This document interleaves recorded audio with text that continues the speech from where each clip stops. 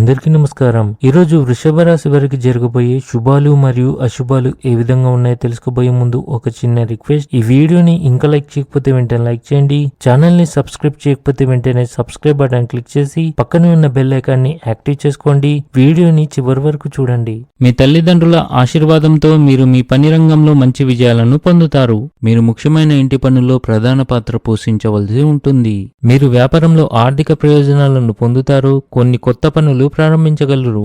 మీరు కొన్ని గృహ సమస్యలతో ఇబ్బంది పడతారు. స్త్రీలకు సమయం చాలా మంచిది.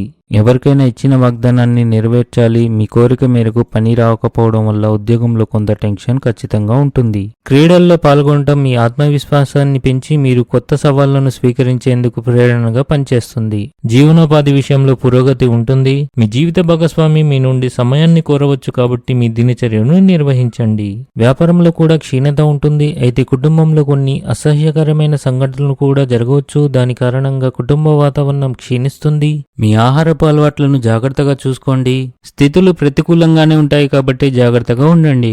మీ వ్యక్తిగత మరియు వృత్తి జీవితంలో కీలకమైన మార్పులను మీరు స్వీకరించవచ్చు. ఇవి మీ అభివృద్ధికి దోహదపడతాయి. సంబంధాలలో ఆకస్మిక మరియు చురుకుదనాన్ని కొనసాగించండి. మొండితనం మానుకోండి.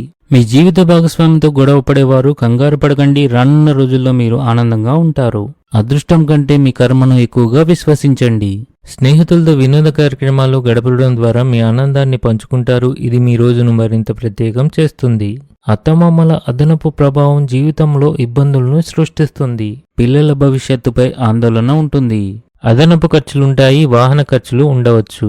మీరు మీ జీవిత భాగస్వామితో శృంగారంతో ఆనందంగా ఉంటారు. అయితే మీ ప్రేమ జీవితంలో సమస్యలు తొలగిపోతున్నట్లు కనిపిస్తుంది. ఆఫీస్లో సహోద్యోగులతో సంయమనం మెరుగ్గా ఉంటుంది.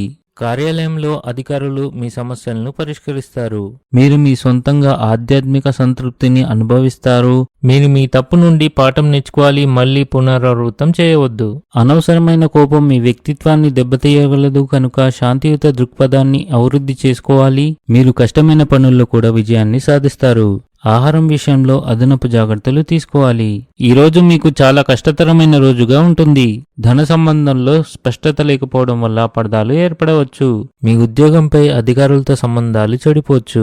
ఈరోజు అదృష్ట సంఖ్య వచ్చేసి 1. ఈరోజు అదృష్ట రంగు వచ్చేసి ఆరెంజ్ రంగు. ఈ విధంగా ప్రతిరోజు మీ రాశి ఫలాలను తెలుసుకోవాలంటే ఈ వీడియోని లైక్ చేసి మీ మిత్రులందరికీ షేర్ చేయండి. ఛానల్ ని తప్పకుండా సబ్స్క్రైబ్ చేయండి.